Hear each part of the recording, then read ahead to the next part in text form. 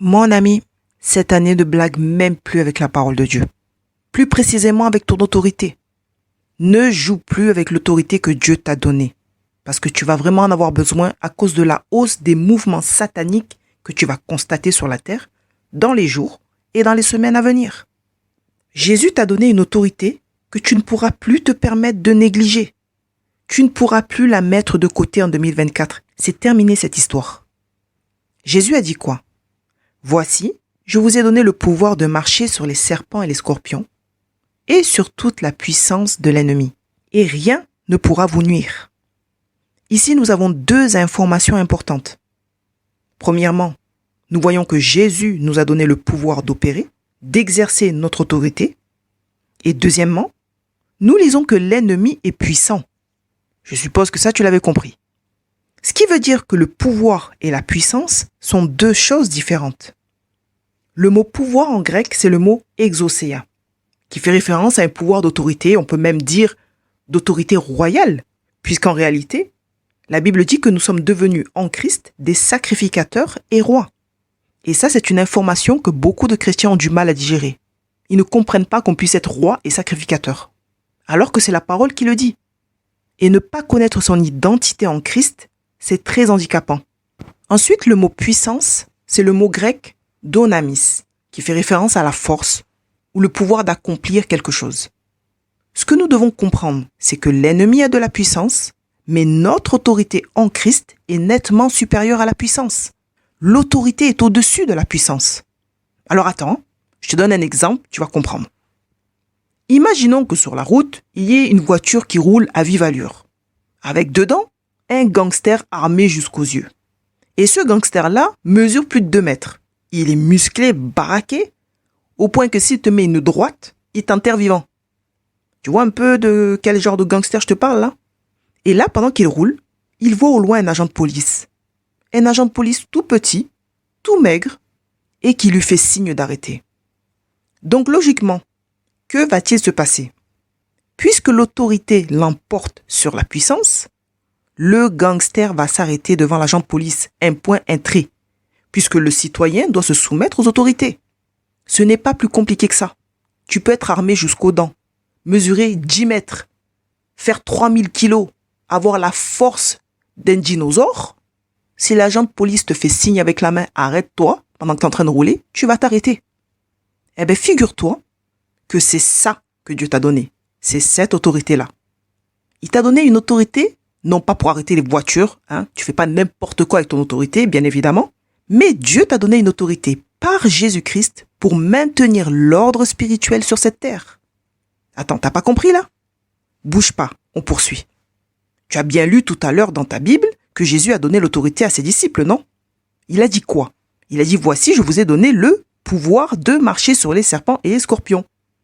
Et sur toute la puissance de l'ennemi. Et rien ne pourra vous nuire. Si tu as lu ta Bible attentivement, tu as dû remarquer que ce n'était pas du tout la première fois que l'homme recevait une autorité. La première fois que Dieu a donné l'autorité à l'homme, c'était en Éden, à la création, dans Genèse. Lisons. Puis Dieu dit, faisons l'homme à notre image, selon notre ressemblance, et qu'il domine sur les poissons de la mer, les oiseaux du ciel, sur le bétail, sur toute la terre et sur tous les reptiles qui rampent sur la terre. Verset 26. Dieu les bénit et Dieu leur dit, soyez féconds, multipliez, remplissez la terre et l'assujettissez et dominez sur les poissons de la mer, sur les oiseaux du ciel et sur tout animal qui se meut sur la terre. Nous voyons très bien ici que Dieu a donné l'autorité à l'homme afin d'assujettir la terre, dominer la terre. Dieu a créé le ciel et la terre, et tout ce qui s'y trouve, on est bien d'accord. Il est donc le propriétaire de la terre et des cieux. Et l'homme était censé être là pour gérer, assujettir, dominer la terre. Psaume nous dit, les cieux sont les cieux de l'Éternel. Mais il a donné la terre au Fils de l'homme. Donc ici, plus clair que ça, le message tu peux pas là. Même David nous rappelle que l'homme a été créé pour dominer. Et il dit, quand je contemple les cieux, ouvrage de tes mains, la lune et les étoiles que tu as créées, qu'est-ce que l'homme pour que tu te souviennes de lui? Et le Fils de l'homme pour que tu prennes garde à lui? Tu l'as fait de peu inférieur à Dieu, et tu l'as couronné de gloire et de magnificence. Tu lui as donné la domination sur les œuvres de tes mains. Tu entends? Tu lui as donné la domination sur les œuvres de tes mains. Et tu as tout mis sous ses pieds. Les brebis comme les bœufs, les animaux des champs, les oiseaux du ciel et les poissons de la mer. Tout ce qui parcourt les sentiers des mers. Voilà. Dieu a donné l'autorité à l'homme afin qu'il puisse garder la terre, la protéger et la cultiver. Le mot assujettir, c'est le mot kabash en hébreu, qui se traduit par soumettre, vaincre, faire, mettre sous ses pieds, forcer et encore d'autres choses. Dominer, c'est le mot shamar en hébreu, qui se traduit par tenir, garder, faire attention, surveiller, protéger, être chargé ou régner. Dieu a donné à l'origine l'autorité à l'homme afin de maintenir l'ordre sur la terre. D'ailleurs, nous pouvons lire dans la parole qu'une fois que Dieu a créé l'homme et qu'il lui a donné tout le nécessaire pour vivre paisiblement et heureux sur la terre, dont l'autorité, nous lisons que Dieu dit quoi?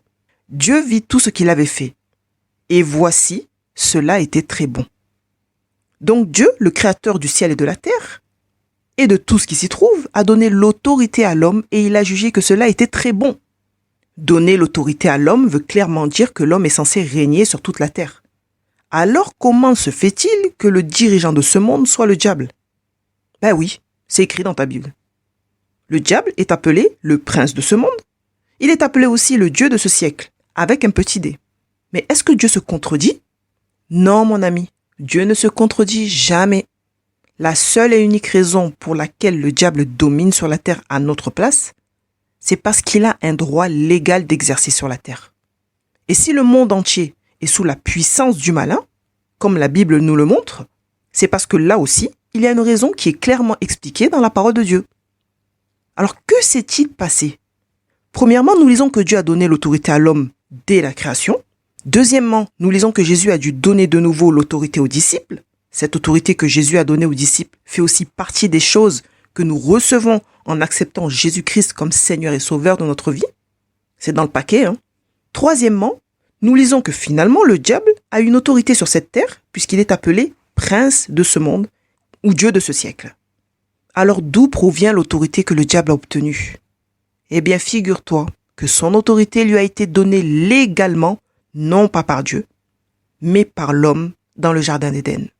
Quand Jésus a été tenté au désert, qu'est-ce que le diable lui a dit? Lisons.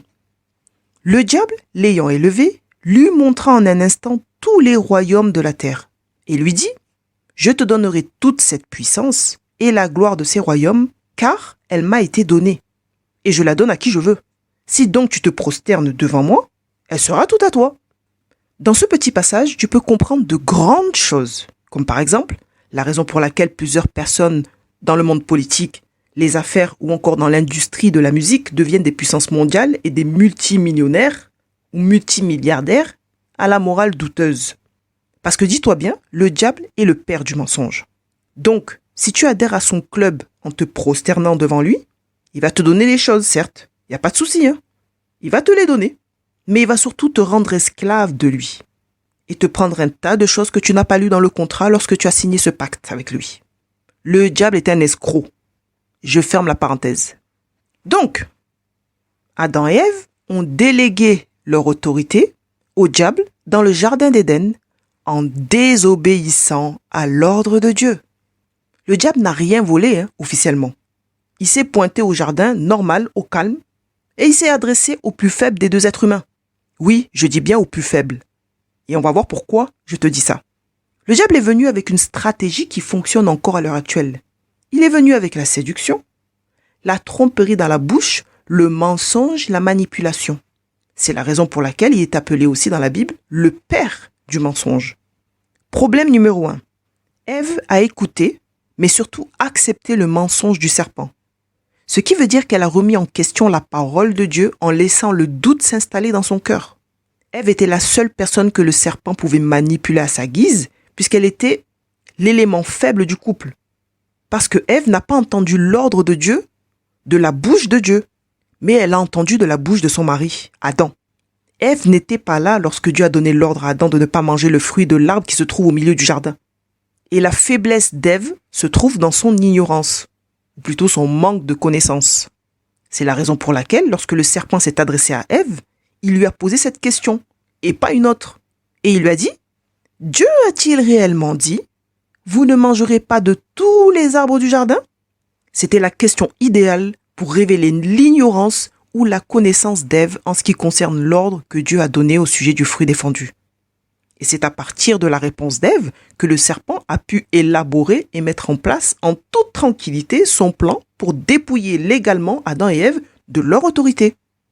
Donc reprenons, le serpent est allé vers Ève au calme, tranquille, et il lui a demandé si Dieu avait réellement dit qu'il ne devait pas manger de tous les arbres du jardin. Et Ève a répondu quoi? Nous mangeons du fruit des arbres du jardin. Mais quant au fruit de l'arbre qui est au milieu du jardin, Dieu a dit « Vous n'en mangerez point et vous n'y toucherez point, de peur que vous ne mouriez. » C'est ça la réponse d'Ève. Maintenant, à quelle heure Dieu a dit qu'il ne fallait pas toucher l'arbre de peur qu'il meure? Dieu n'a jamais dit cela. Est-ce qu'Adam aurait mal interprété la parole de Dieu? Je ne crois pas. Est-ce que Ève aurait mal compris ce qu'Adam voulait lui dire? C'est possible. Ça, on n'en sait rien en vrai. Nous savons de source sûre qu'Ève a transformé la parole de Dieu en ajoutant des mots que Dieu n'a jamais prononcés. L'ordre de ne pas manger du fruit défendu a été donné à Adam et Ève a été créée par la suite. Et ça, tu peux le lire dans Genèse. L'Éternel Dieu prit l'homme et le plaça dans le jardin d'Éden pour le cultiver et le garder. L'Éternel Dieu donna cet ordre à l'homme. Tu pourras manger de tous les arbres du jardin, mais tu ne mangeras pas de l'arbre de la connaissance du bien et du mal, car le jour où tu en mangeras, tu mourras. Ensuite, au verset 21 et 22, on lit quoi? Alors l'Éternel Dieu fit tomber un profond sommeil sur l'homme, qui s'endormit. Il prit l'une de ses côtes et referma la chair à sa place. L'Éternel Dieu forma une femme de la côte qu'il avait prise de l'homme et il l'emmena vers l'homme. Donc tu vois bien là que la parole a été donnée premièrement à Adam. Ève n'était pas là. Elle n'a pas entendu la bouche de Dieu parler sur ce sujet-là. Elle est venue après. Du moins, elle a été créée après. Donc, 1. Dieu a créé Adam, lui a donné une autorité et lui a dit en face à face, ou plutôt de sa propre bouche, ce qu'il ne fallait surtout pas faire concernant l'arbre de la connaissance au milieu du jardin. 2. Dieu a jugé qu'il n'était pas bon que l'homme soit seul, alors il a créé une femme à partir de la côte d'Adam. 3. Dieu a béni Adam et Ève en tant que couple, il leur a donné l'autorité, ou confirmé l'autorité, et il leur a surtout demandé de faire des petits bébés, de remplir la terre, de dominer sur tout animal qui se meut sur la terre, les oiseaux du ciel, les poissons de la mer. 4.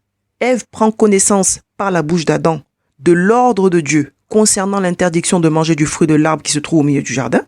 Parce que mon ami, si Ève avait entendu l'ordre de la bouche de Dieu directement, elle n'aurait certainement pas transformé cet ordre-là en ajoutant des choses dedans. Donc une fois qu'Ève a répondu à la question du serpent, celui-ci a très bien vu qu'elle était ignorante. Et c'est à partir de sa réponse qu'il a usé de stratégie pour pousser Adam et Ève à la consommation. Il a utilisé la stratégie de la publicité mensongère avec un scénario qui donne envie d'acheter. On connaît ça, non? Ça t'est jamais arrivé d'acheter n'importe quoi parce que t'as vu une jolie pub à la télé, toi? Bon, voilà. Et voilà ce que le serpent a dit lorsqu'il a constaté l'ignorance d'Ève. Lisons. Alors le serpent dit à la femme, « Mais vous ne mourrez pas! Mais non, t'as pas compris, Ève. Vous serez comme des dieux, connaissant le bien et le mal. » C'est ici que les vrais problèmes ont commencé et que l'humanité fut plongée dans le péché. Au verset 6, nous lisons, « La femme vit que l'arbre était bon à manger et agréable à la vue, et qu'il était précieux pour ouvrir l'intelligence. Elle prit de son fruit et en mangea. Elle en donna aussi à son mari, qui était auprès d'elle, et il en mangea. » Le serpent est venu ajouter à la parole de Dieu. Il est venu tordre, ajouter et retrancher l'ordre de Dieu.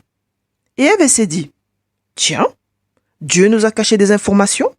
Mais comment ça se fait? » Finalement, Ève a écouté les paroles du serpent et elle a accepté ces paroles, puisque nous lisons qu'elle a regardé l'arbre d'un autre œil.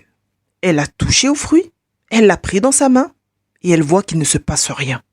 Elle s'est dit quoi d'après toi? Tiens, le serpent avait raison. Je viens de toucher le fruit. Il ne s'est rien passé. Dieu nous aurait caché des choses. Ensuite, qu'est-ce qu'elle fait, Ève? Elle mange le fruit. Et là, il ne se passe toujours rien. À ce moment-là, elle a dû se dire, mais attends, le menteur dans l'histoire, c'est Dieu. Elle touche le fruit, rien ne se passe. Aucun drame. Elle mange le fruit. Elle est toujours vivante. Et pendant tout ce temps, Adam, bien sûr, est près d'elle et il regarde sa femme au calme. Il regarde sa femme sans rien dire.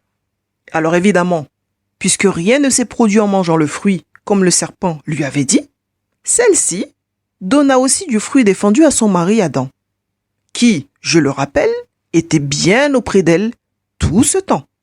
Et c'est lorsqu'Adam mangea du fruit que les conséquences de la désobéissance sont arrivées. Lisons. Les yeux de l'un et de l'autre s'ouvrirent. Ils connurent qu'ils étaient nus. Et ayant cousu des feuilles de figuier, ils s'en firent des ceintures. Alors ils entendirent la voix de l'Éternel Dieu qui parcourait le jardin vers le soir. Et l'homme et sa femme se cachèrent loin de la face de l'Éternel Dieu, au milieu des arbres du jardin. Dès lors que Ève s'est mise à convoiter l'arbre, le péché était déjà commis en fait.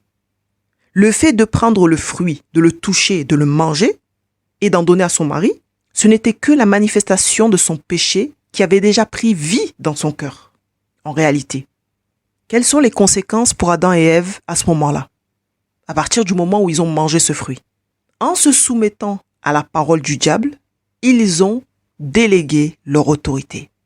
Ensuite, ils ont eu la connaissance du bien et du mal, parce qu'on lit qu'ils se sont cachés lorsque l'Éternel a appelé Adam vers le soir.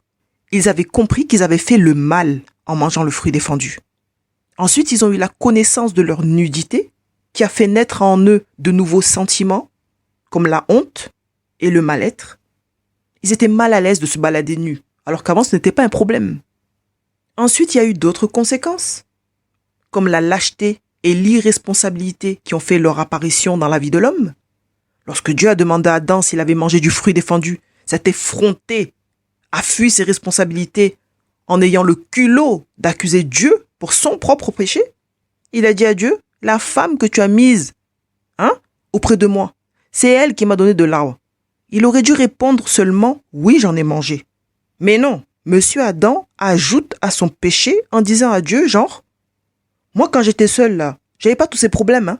Maintenant c'est toi là, tu m'as mis cette femme là dans ma vie, et voilà. Tu vois, c'est ta faute. Elle m'a poussé à la consommation. Oui, elle m'a poussé à la consommation interdite. Moi, j'ai rien demandé, moi.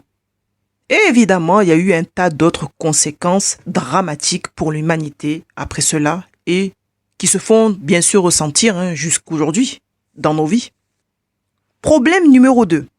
Adam est resté passif au moment où le serpent a tordu et ajouté à la parole de Dieu en discutant avec Ève. Il est resté passif lorsque Ève a pris et mangé le fruit. Et pire encore, il a participé à ce coup d'État contre Dieu. Adam aurait dû exercer son autorité sur le serpent qu'il était censé dominer. Et Adam aurait dû empêcher sa femme de désobéir à l'ordre de Dieu. Mais il n'a absolument rien fait. Il est aussi coupable que sa femme, si ce n'est plus. Ève était l'élément faible du couple. Parce qu'elle manquait de connaissances. Elle n'avait pas entendu l'ordre de la bouche de Dieu directement. Mais Adam, lui, n'avait aucune excuse. Lui, il était là. Il a bien entendu dire qu'il pouvait manger de tous les arbres du jardin, excepté celui qui se trouve au milieu du jardin, qui est l'arbre de la connaissance du bien et du mal. Il l'a entendu. C'est la passivité d'Adam qui a permis au diable de recevoir légalement l'autorité de l'homme. Et la parole dit que tu es esclave de celui à qui tu obéis. Dans le récit d'Adam et Ève, nous pouvons comprendre 2 choses importantes pour notre marche avec le Seigneur. Premièrement, que le manque de connaissance de la volonté de Dieu est une porte ouverte au diable dans ta vie pour t'égarer, t'amener la confusion et le doute en remettant en question la parole de Dieu. Et il est évident que dans cet état spirituel, tu n'es pas capable d'exercer ton autorité. C'est évident. Et deuxièmement, que la passivité est aussi une porte ouverte au diable dans ta vie pour te voler de façon légale ton autorité. En réalité, ce n'est pas vraiment un vol, puisque c'est comme si tu cédais volontairement ton autorité, tes bénédictions à l'ennemi, lorsque tu te soumets à sa parole. Jésus a dit, « Vous connaîtrez la vérité, et la vérité vous affranchira. » Ici, quand tu vois le mot « connaître », vous connaîtrez la vérité, il ne s'agit pas d'une connaissance vague ou d'une information. Ici, le mot « connaître » parle d'intimité, parle d'une vraie relation entre nous et Christ, comme un homme et une femme en fait. Parce que l'Église est la femme de Christ, et Christ est notre époux. La foi vient de ce que l'on entend. Et il est primordial de connaître la parole de Dieu afin de ne pas nous laisser séduire par le diable. mais surtout afin de pouvoir exercer notre autorité pour faire reculer le diable, pour le chasser. La Bible nous recommande de rester enracinés dans la parole de Dieu. C'est tellement important, mon frère, ma sœur, mais c'est tellement important. Si tu as peu de connaissances au sujet de la parole de Dieu, comme Ève, ou alors si tu restes passif dans le silence, comme Adam, lorsque quelqu'un vient imposer une fausse doctrine dans ta vie, c'est la catastrophe assurée. Mais surtout le meilleur moyen de déléguer légalement ton autorité au diable. Ne rien faire, ne rien dire face aux mensonges du diable. Faire des compromis ou remettre la parole de Dieu en doute, c'est comme se soumettre au diable. C'est exactement la même chose. Tu cèdes ton autorité au diable, tu cèdes tes bénédictions et tu deviens son esclave, tout simplement. Alors évidemment, la question que tu peux te poser là, à ce moment-là, après avoir entendu l'histoire d'Adam et Ève, c'est pourquoi Dieu, le créateur de toutes choses, ce Dieu si puissant, n'est pas intervenu pour arrêter cette catastrophe entre Ève, Adam et le serpent? Si tu lis le psaume 50, tu vas comprendre clairement que Dieu est le propriétaire de toutes choses. Ok? Mais Dieu est aussi un Dieu intègre. C'est-à-dire que ce qu'il donne, il ne le reprend pas. Ce qu'il dit, il l'accomplit. Aujourd'hui, il est évident que l'intégrité chez l'homme est en voie de disparition. Et même dans l'Église, malheureusement. Et c'est la raison pour laquelle nous n'avons que peu d'autorité et de puissance dans nos assemblées. Notre Dieu n'est pas un homme pour mentir. Ce qu'il a dit, il l'accomplit. Ce qu'il a donné, il l'a donné. Dieu est souverain, oui, mais il ne revient pas sur ses paroles ni sur ses dons. Il est intègre en toutes choses. C'est un Dieu d'ordre et il est dans la justice et toujours dans la légalité en toutes choses. En résumé, Dieu est le propriétaire du monde entier et nous sommes les locataires. Et Dieu a décidé qu'il était plus juste de faire participer l'homme pour que sa volonté soit faite sur la terre. Tu vois, ici-bas, sur cette terre, il n'y a aucun propriétaire qui peut entrer chez son locataire à n'importe quelle heure, à n'importe quel moment, parce que c'est la loi. La loi interdit ce genre de choses. Si tu es propriétaire et que tu souhaites effectuer des travaux, des réparations dans la maison, tu as le droit. Tu es propriétaire. Mais tu dois avant contacter ton locataire pour vous mettre d'accord afin de définir un jour, une heure, ou pour éventuellement récupérer les clés du domicile si nécessaire. La loi ne te permet pas de faire ce que tu veux en tant que propriétaire. Ça marche pas cette histoire. Eh bien avec Dieu c'est pareil. Dieu est le fondateur même de la loi. Il est la loi. Il intervient toujours légalement dans ta vie et il ne fera jamais dans ta vie ce que tu ne lui permets pas de faire. Ou tu lui donnes les clés de chez toi, ou tu ne les lui donnes pas. C'est pourquoi Jésus dit « Je te donnerai les clés du royaume des cieux. Ce que tu lieras sur la terre sera lié dans les cieux. Ce que tu délieras sur la terre sera délié dans les cieux. » On est encore dans une histoire de clés là.